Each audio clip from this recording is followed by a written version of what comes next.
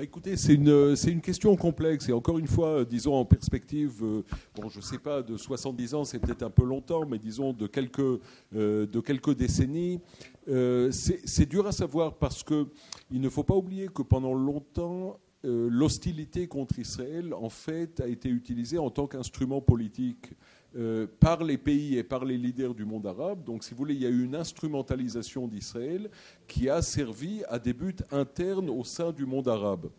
Et c'est un phénomène qu'on continuera probablement à voir d'une manière ou d'une autre. On l'a vu rien qu'hier, je ne sais pas si vous avez suivi cette histoire, une interview du Premier ministre turc disant qu'Israël avait triché et qu'en fait la chanson israélienne n'avait pas gagné l'Eurovision, qu'Israël avait triché dans le but de promouvoir un agenda politique d'une Jérusalem juive, etc. Donc, si vous voulez, et d'ailleurs, c'est un discours qui n'est pas dissemblable du discours arabe qu'on a entendu au fil, qu'on entendait dans les années 60, 70, 80, etc. C'est la même chose. Alors maintenant, c'est moins les pays arabes. Mais d'ailleurs, c'est les pays arabes parce qu'ils sont faibles. Parce qu'ils sont faibles, hein, si vous voulez. Là, je me permets de faire une parenthèse générale pour parler du passé, du présent et de l'avenir. Comme c'est bien connu, il n'y a rien de nouveau ici, au Moyen-Orient. Et en fait, lorsque vous lisez la Bible, lorsque vous vous concentrez un peu sur l'histoire de l'Antiquité dans la région, vous voyez que ce sont exactement les mêmes acteurs, avec les mêmes motivations, les mêmes haines, les mêmes alliances, les mêmes forces et les mêmes faiblesses. C'est les Égyptiens, c'est les Assyriens, c'est les Babyloniens, c'est les Phéniciens. Et c'est ce petit village gaulois planté au milieu entre tout ce beau monde. Et c'est un monde dans lequel nous avons toujours évolué de manière intelligente, en faisant des alliances et en essayant de comprendre quel était le rapport de force régional. Lorsque nous avons commis des erreurs stratégiques, eh bien, nous avons payé le prix fort, que ce soit le premier exil et le deuxième exil. Et je pense qu'il incombe aux Israéliens même de ne pas faire les mêmes erreurs dans l'avenir.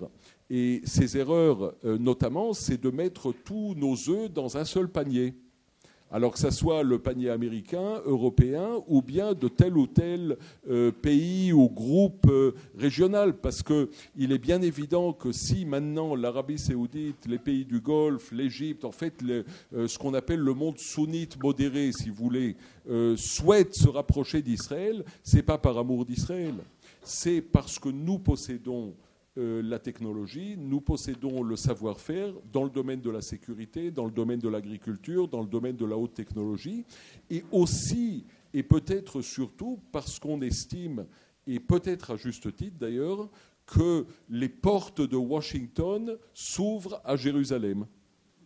Alors, on le voit maintenant aussi on le voit en Europe de l'Est notamment, avec des pays est-européens qui sont de tradition antisémites profondes, des pays qui nous ont haïs et détestés au fil des siècles, la Pologne, la Slovaquie, etc., et j'en passe, la Roumanie et j'en passe, qui soudain réalisent que nous sommes merveilleux.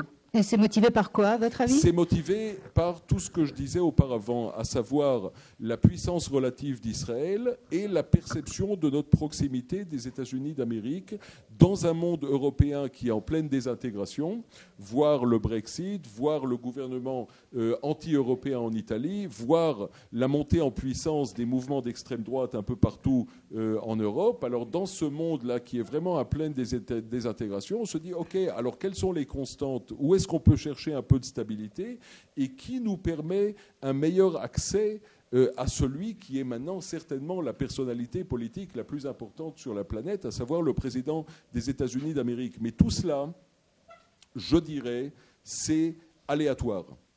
Et je pense que nous ferions de grandes erreurs si nous prenions au sérieux ces voix de sirènes qui nous entourent. Parce qu'elles sont temporaires. Parce que le jour où il y aura la perception qu'Israël est faible, tous ces sourires en catimini disparaîtront d'un moment à l'autre. Et s'il y a bien une chose qu'on a appris de l'histoire du peuple juif au fil des siècles et certainement après la Shoah, c'est que la sécurité du peuple juif est entre les mains du peuple juif. Et donc, il faut être intelligent, il faut être flexible, il faut savoir improviser, il faut comprendre que le monde change. Vous savez, il y a une espèce de théorie, et encore une fois, disons, j'essaie de regarder ça un peu de loin, il y a une espèce de théorie d'ailleurs, qui empiriquement est vraie, qui veut que la civilisation va d'est en ouest. Si vous voulez, les civilisations antiques ont commencé plus ou moins ici dans cette région, et puis après vous avez la Grèce antique, la Rome antique, l'Europe, les États-Unis, donc ça va d'est en ouest, et il semblerait qu'il y a une montée en puissance de la Chine qui sera peut-être la puissance la plus importante du siècle à venir. L'Inde, pourquoi pas ? Donc, il faut savoir être intelligent. Il faut savoir, si vous voulez, nous sommes vraiment un petit peuple dont l'existence dépend surtout de son intelligence et de sa capacité d'adaptation. Face à des défis qui ne sont pas nécessairement d'ailleurs des défis dont on a la maîtrise. Et je voudrais justement continuer sur ce point et me retourner vers vous, Jacques Bindelac. Justement, on a évoqué, et vous l'avez fait aussi, et Emmanuel Marchon et également, référence aussi aux facteurs par rapport auxquels on va devoir s'adapter et sur lesquels on n'a pas de maîtrise. Je pense plus particulièrement à la question du changement climatique et de son corollaire immédiat, qu'est les mouvements migratoires auxquels on peut s'attendre. Dans la mesure où cette région du monde, et on l'a dit, est en première ligne, étant donné sa position géographique, elle est touchée en premier lieu par le réchauffement, par la désertification. Comment est-ce que Israël se prépare à ces bouleversements, à la possibilité effectivement de devoir affronter des conditions climatiques de plus en plus extrêmes et aussi aux mouvements de population qui peuvent toucher la région, considérant que pour Israël, le déplacement de sa population n'est pas une option? Le déplacement de la population israélienne, vous voulez dire? Absolument. Le déplacement ailleurs. Voilà. Alors écoutez, Israël détient déjà un record puisque c'est un des pays au monde dont une des proportions les plus importantes de sa population habite à l'étranger, puisque aujourd'hui 10% des Israéliens, 900 000 Israéliens habitent à l'étranger, c'est beaucoup en proportion de ce qui se fait en Europe. Et donc, oui, il y a une grande apport de l'immigration extérieure, mais il y a aussi un mouvement contraire qui n'est pas lié au fait qu'on n'est pas bien ici, au contraire. Les départs nombreux vers l'étranger sont souvent des gens qui cherchent un emploi meilleur, qui ont un emploi ici, qui veulent améliorer leur situation, qui sont attirés par des employeurs étrangers, qui veulent une carrière professionnelle, pas seulement des nouveaux immigrants qui ne se sont pas adaptés et qui repartent.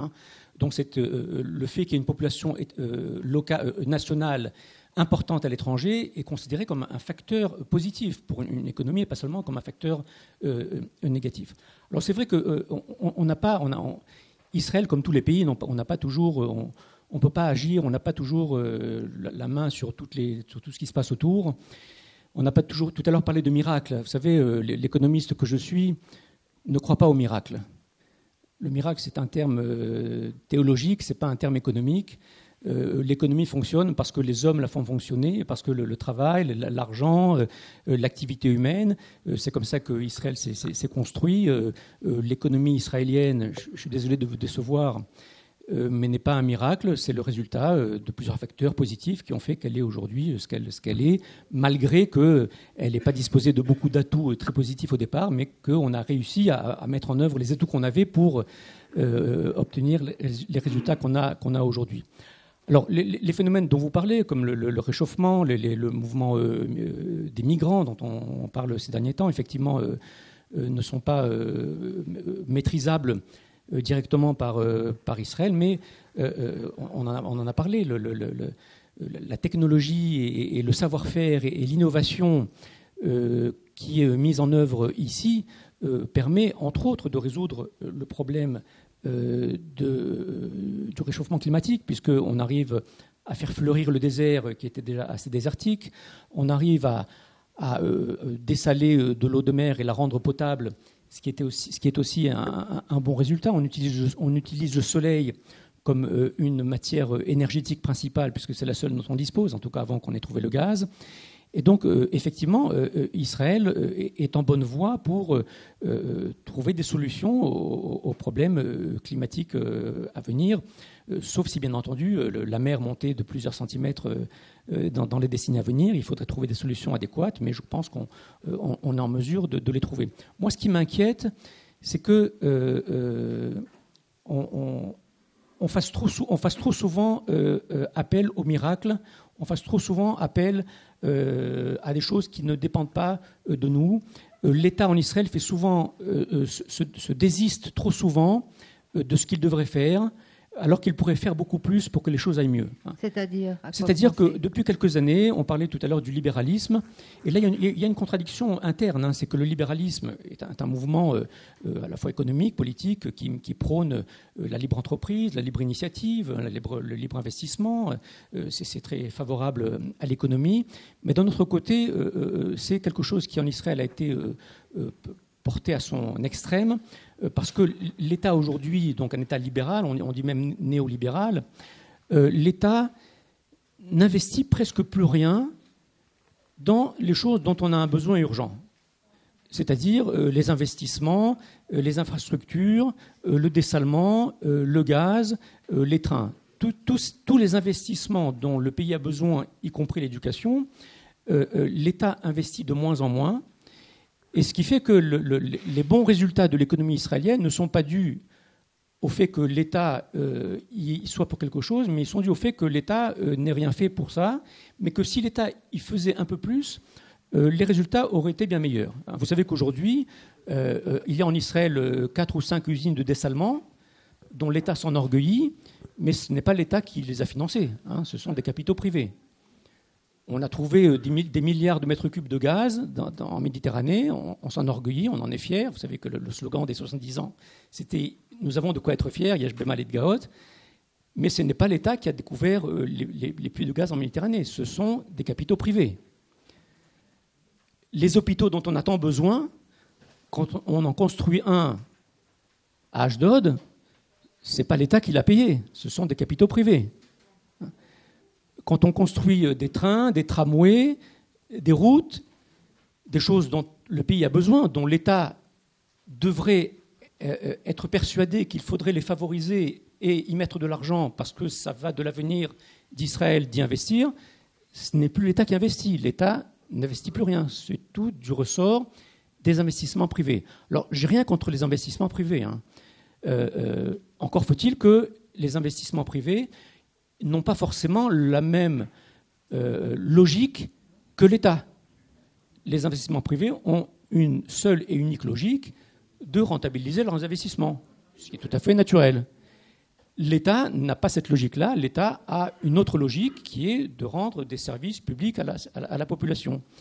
Et lorsque ces services publics manquent, puisque l'État investit de moins en moins, c'est la population qui est obligée de les acheter pour compléter ce que l'État ne lui donne pas, y compris dans l'éducation, puisque certains services éducatifs ce sont les ménages qui les payent à leurs enfants l'après-midi ou certaines activités de ce type-là.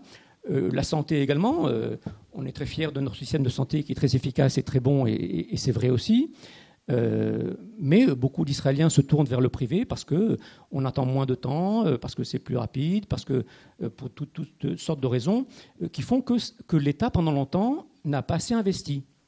Et lorsqu'on s'enorgueillit de la high-tech, et lorsque l'on s'enorgueillit qu'Israël, c'est le pays qui investit le plus dans la recherche et développement, 5% du PIB à peu près en recherche et développement, il faut bien savoir que 80% de cette recherche et développement est du ressort du privé. L'État n'investit plus que 10-15% de la recherche et développement dans la technologie. Mais cette libéralisation, il y a 20 ans, c'était l'inverse. Oui. Il y a 20 ans, c'était l'inverse. Mais justement, cette tendance à la libéralisation, elle n'est pas propre, elle n'est pas spécifique à Israël. Elle est spécifique à Israël en ce qu'elle est ici beaucoup plus poussée qu'elle ne l'est ailleurs. Et qu'elle atteint des secteurs, des domaines qui, ailleurs, sont encore du ressort de l'État. et que ici, même ce qu'on appelle les pouvoirs régaliens de l'État finissent par être privatisés. On fait beaucoup appel aujourd'hui à des services de sécurité privés. On fait appel à dans la santé, l'éducation, les services publics. On fait beaucoup appel à du privé. L'État ne fournit plus, par exemple, de formation professionnelle. Ça a été éliminé il y a 10 ans. Mais est-ce que de manière inhérente, le fait... Et donc ceux qui ont de l'argent peuvent effectivement se l'offrir, mais ceux qui n'en ont pas se l'offrent moins. Ce qui fait qu'en 20 ans, on a obtenu en Israël le taux de pauvreté le plus fort de tous les 35 pays de l'OCDE.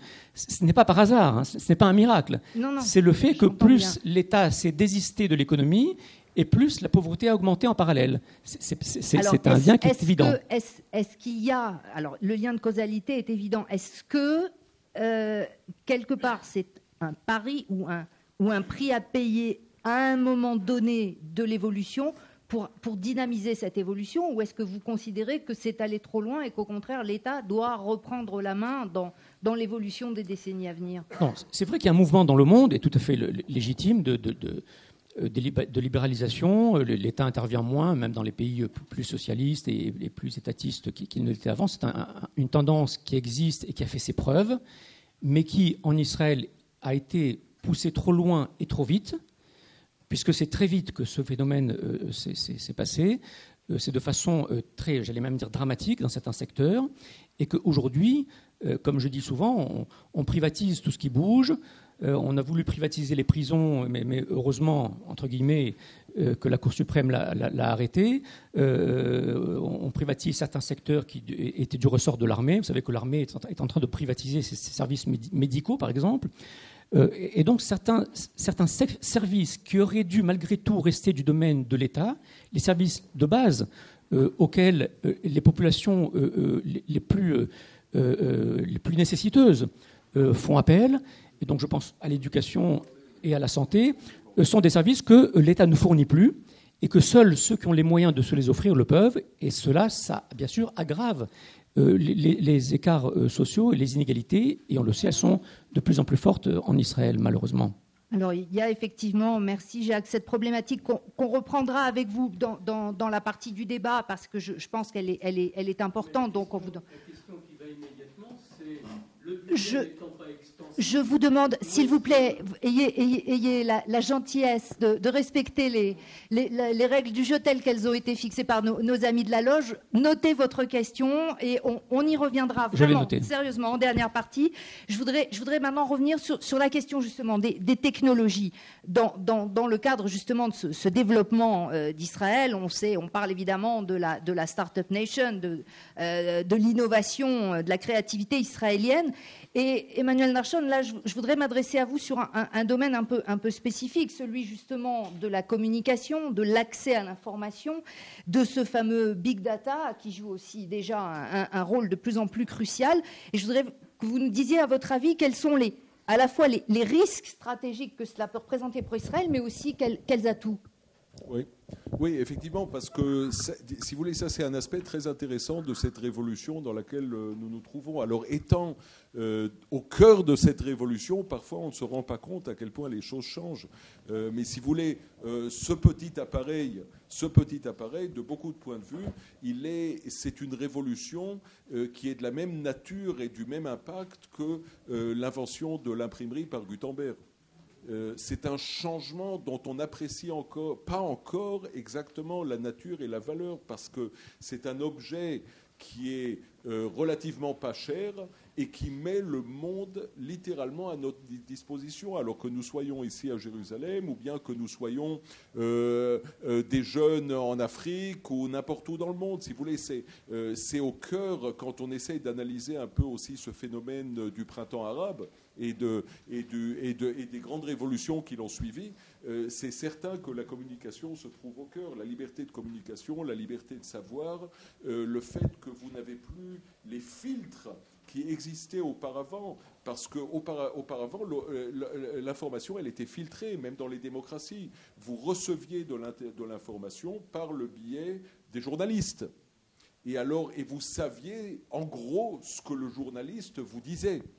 Alors, que ce soit le journaliste ou le politicien ou n'importe qui d'autre. Là, on est dans un monde où les filtres sont en train d'être abolis. On voit ça avec Donald Trump, qui est le meilleur exemple. En fait, c'est quelqu'un qui a été élu président des États-Unis à l'envers et contre le monde journalistique et contre le monde politique, parce qu'il a su, de manière très intelligente, il a su s'adresser directement au-dessus de la tête des politiciens et des journalistes, il a su s'adresser au grand public. Maintenant, d'un côté, c'est formidable, d'un autre côté, c'est très dangereux. C'est très, très, très dangereux parce que lorsque vous secouez un peu cette structure fragile de la démocratie telle que nous la connaissons, elle peut s'effondrer facilement. La technologie, d'un côté, elle est positive, d'un autre côté, elle est négative. On vit dans un monde, écoutez, moi je suis confronté chaque jour à un monde où il y a de plus en plus de fake news, il y a de plus en plus de mensonges, où l'opinion publique est manipulée en fait, en utilisant tous ces instruments de communication et à des fins qui sont négatives. Quand on voit cette opération de déstabilisation que la Russie a essayé de provoquer aux États-Unis avec un certain succès, c'est juste que le premier exemple du genre de vie que nous aurons aussi dans les années et dans les décennies à venir. Nous serons dans un monde beaucoup plus fragile, où il y a beaucoup trop d'informations, où nous sommes incapables de faire la part des choses entre ce qui est vrai et ce qui est faux, et dans un monde dans lequel on peut faire confiance à personne pour vous dire, voilà, ça c'est vrai et ça c'est faux. Donc il y aura une espèce de confusion totale qui sera au service de gens dont les intentions sont négatives, alors que ce soit des acteurs politiques à échelle mondiale ou que ce soit des acteurs économiques. Parce qu'en parallèle, nous sommes dans un monde où l'économique, en fait, joue un rôle politique de plus en plus important. Les multinationales, regardez Facebook. Facebook a un produit, Facebook a une valeur qui est plus grande que celle de beaucoup de pays dans le monde. C'est un pays avec ses propres intérêts et Facebook n'est pas démocratique.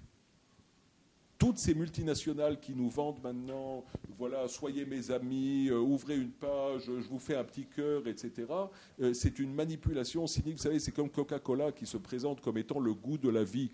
Alors moi, j'ai jamais su que le goût de la vie, c'était des bulles avec un petit goût de caramel. Mais c'est incroyable. On nous vend un monde utopique.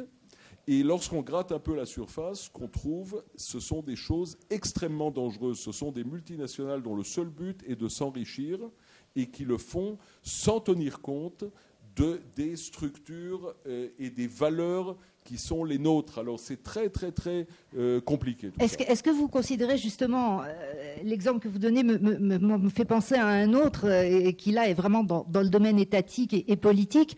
Quand la chaîne Al Jazeera a démarré, on a parlé évidemment de l'Émirat du Qatar en disant c'est une chaîne de télévision qui a un État. Et finalement, avec aujourd'hui ces énormes sociétés, ces espèces de nébuleuses de communication, est-ce qu'on est un peu dans le même schéma, c'est-à-dire une identité finalement avec un projet et une puissance illimitée en dehors de tout respect d'autres règles ? Écoutez, pour revenir au sujet de ce débat, moi je suis profondément convaincu que la survie du peuple juif passe par sa cohésion identitaire. Ce n'est pas une question de religion, c'est une question d'identité. Alors la religion, c'est un aspect de notre identité, mais notre cohésion identitaire est essentielle à notre survie. Or, nous vivons dans un monde où la cohésion identitaire devient de plus en plus compliquée à gérer.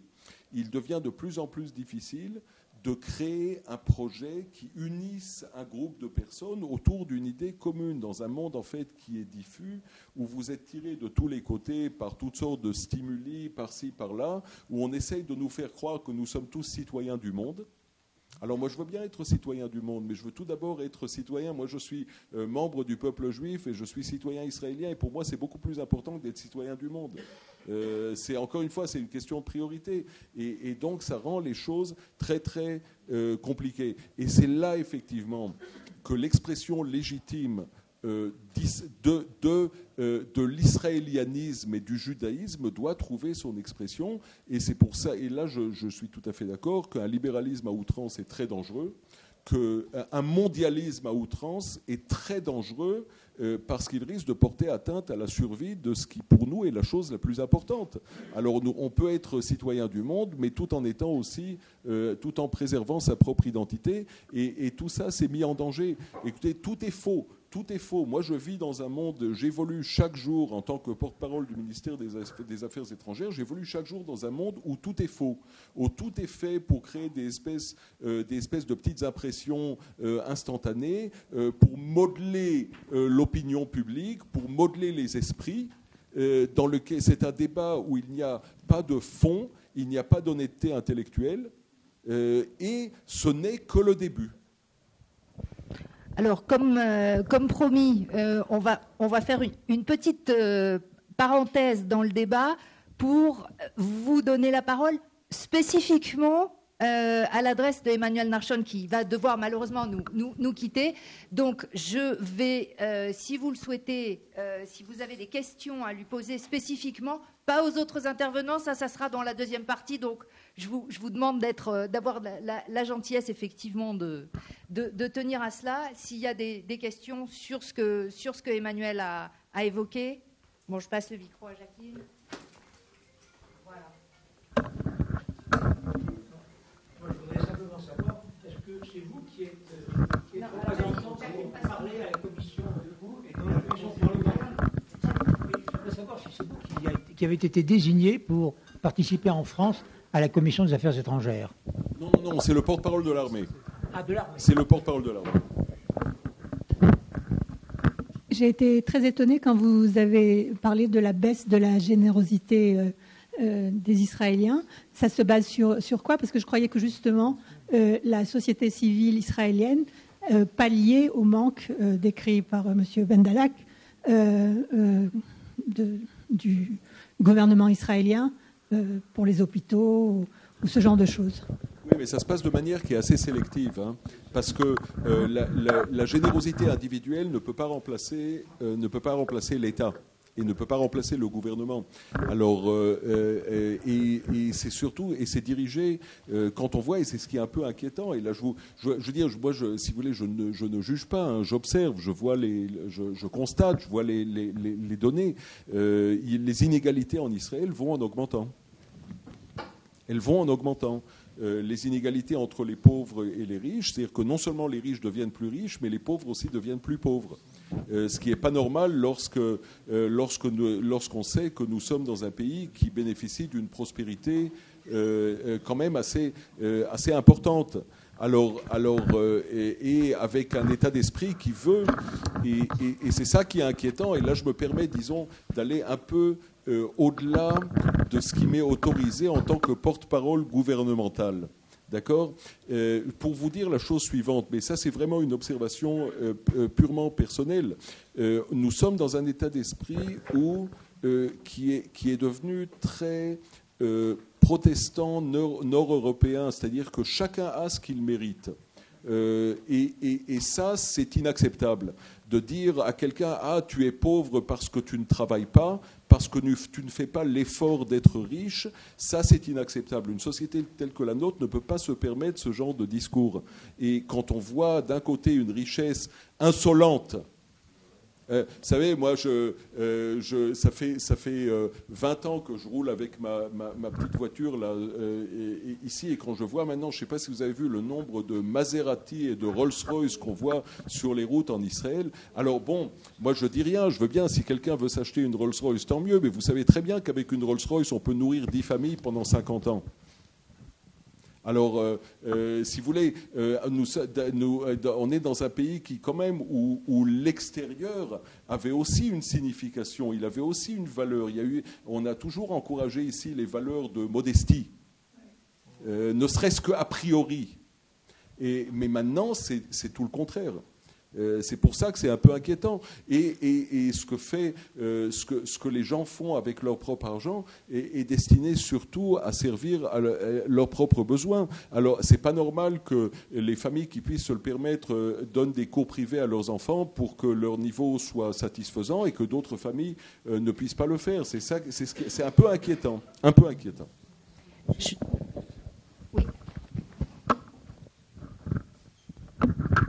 question. J'ai reçu un choc par vos dernières paroles, disant que vous vivez dans un monde de mensonges, puisque c'est votre métier, en fait.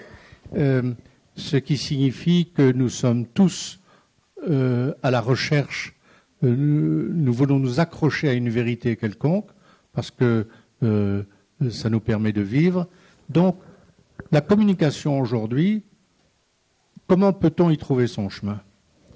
Écoutez, la communication, si vous voulez, la communication aujourd'hui devient de plus en plus complexe parce que les instruments deviennent de plus en plus complexes. Ils sont d'une simplicité apparente.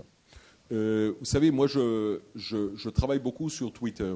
Alors sur Twitter, c'était 140 caractères, maintenant c'est 280 caractères, c'est un peu plus, ça vous permet d'écrire à peu près, disons, 3 lignes, en gros 2-3 lignes.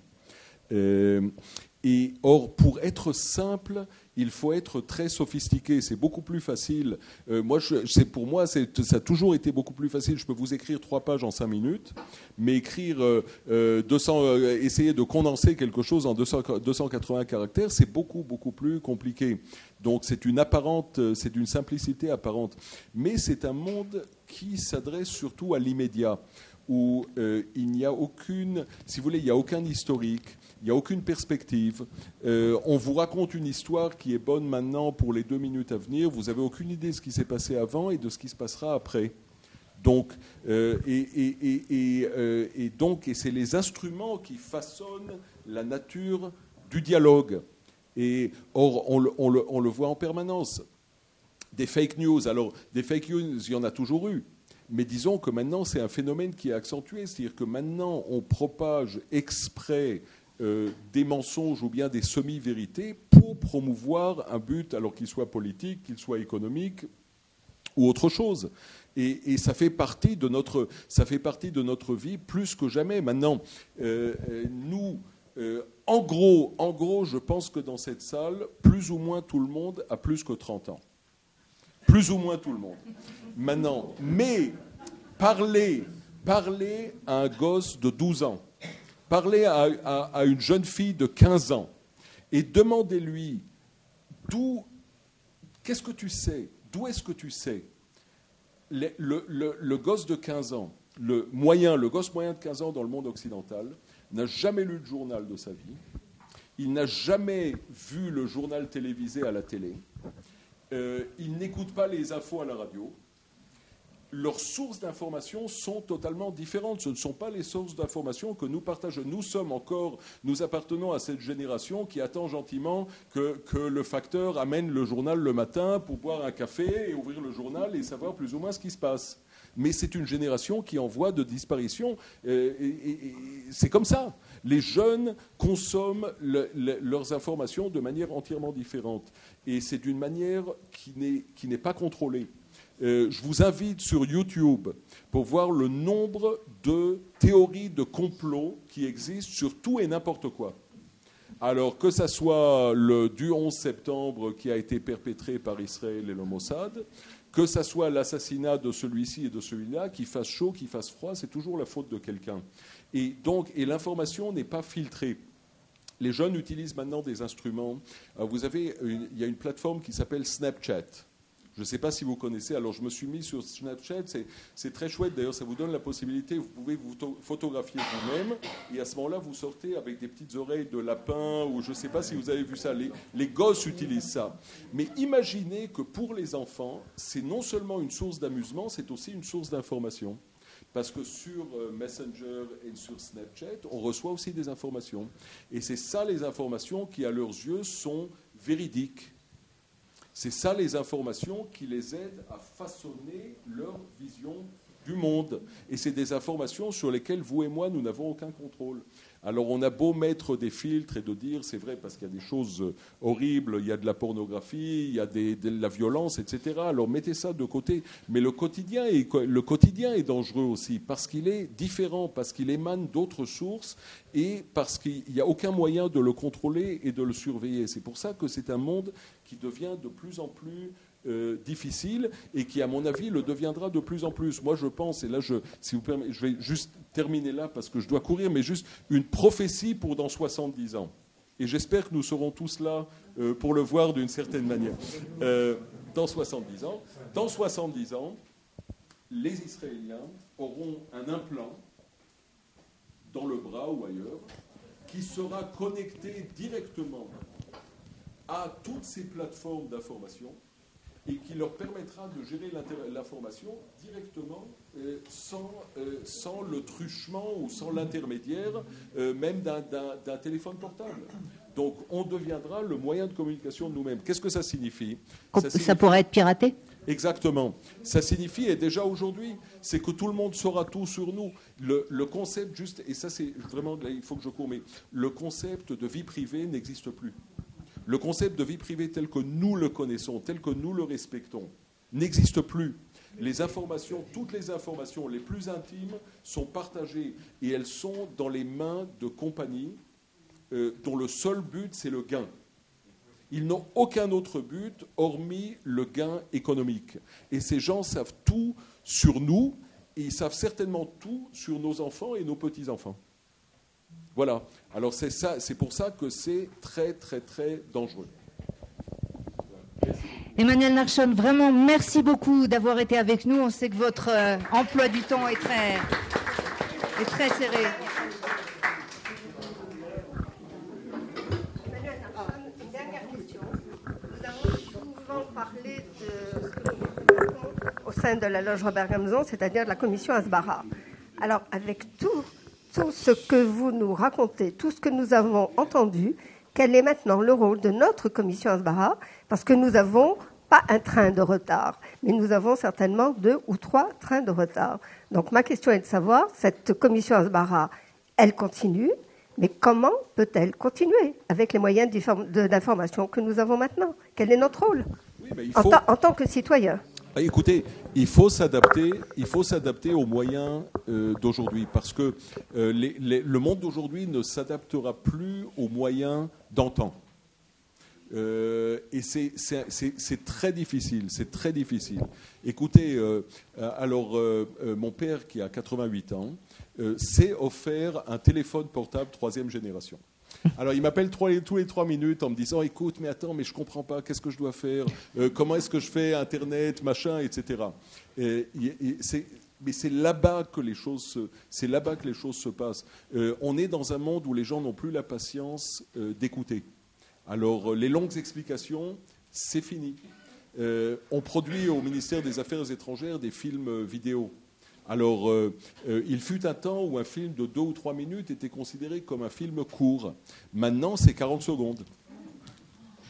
Le temps, si vous voulez, ce qu'on appelle le attention span, la capacité d'attention, et va en se réduisant. Il faut s'adapter. Il faut s'adapter à ça. Il faut s'adapter. Alors moi, ce que je vous recommande chaleureusement, c'est ce que j'ai fait aussi au boulot. Moi, ce que j'ai fait, c'est que j'ai invité des jeunes, justement, de 15 ans à venir nous assister.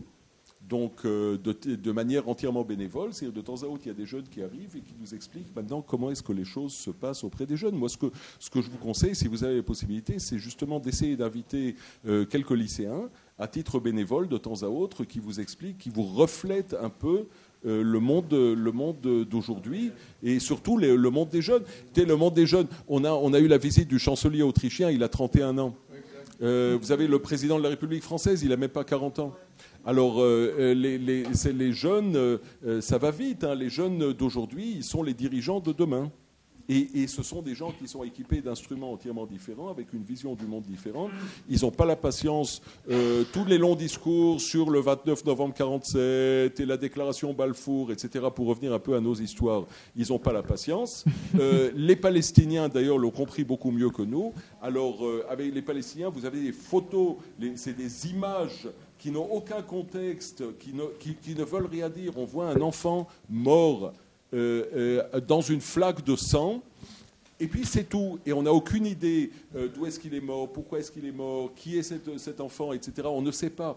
Mais ça joue un rôle prépondérant dans cette propagande qui est dirigée vers des jeunes qui n'ont aucun contexte et aucun savoir historique. Donc, si vous voulez, on en parlera à l'occasion, mais c'est très compliqué tout ça. C'est autre chose, c'est un autre monde.